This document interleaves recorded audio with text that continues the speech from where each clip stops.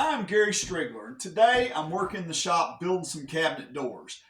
I wanted to share about my go-to clamp when I'm doing this type of work, and that's a pipe clamp.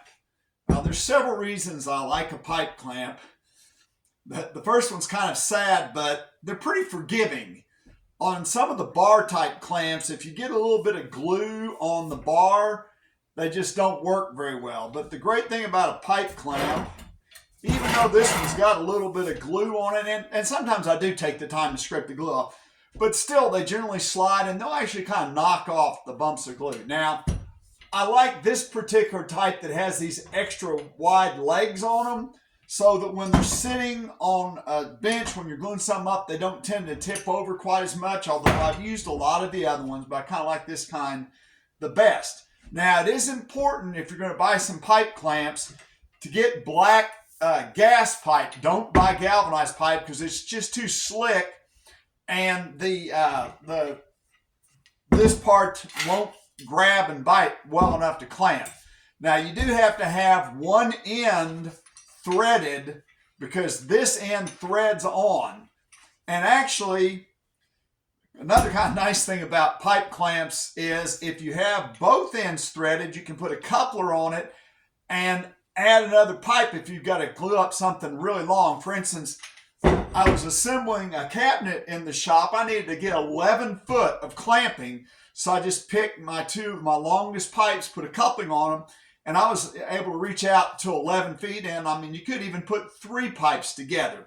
Now, one other thing that is kind of, well, it's not super important, but I did want to share it, is generally right out of the box, they'll come with these rubber pieces to sort of protect the edge of what you're gluing up.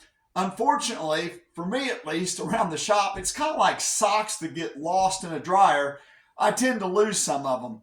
Now, gluing up a cabinet door like this, it really doesn't matter because one thing, I'm going to sand the edge of the door or run it over a joiner when I get done. But also, a cabinet door's got pretty strong, they're pretty strong wood unless you're working with pine. So it doesn't really tend to make a dent. Now, if I was gluing something like plywood, that would make a difference. And if I'd lost that foot, I'd probably just have to get a little scrap of wood to help protect the edge of the wood. So the final thing that I kind of wanted to share is when you're gluing up a cabinet door, a couple things are important. One, when you get totally done, the door needs to be down flush on the pipe. And of course, it's always important whenever you're gluing something up, like a door, that you have a flat surface that you're working on.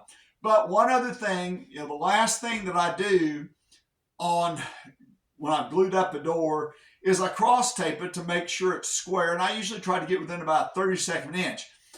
If I need to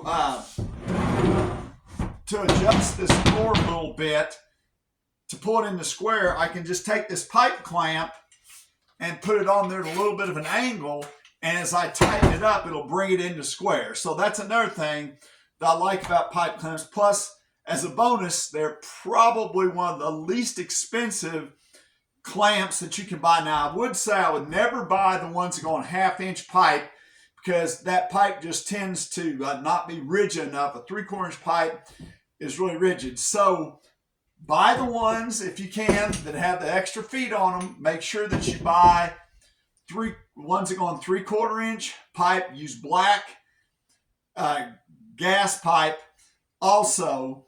And the other thing is, just get a whole bunch of them. I probably got 30 pipe clamps in my shop, and sometimes I find myself still needing one more.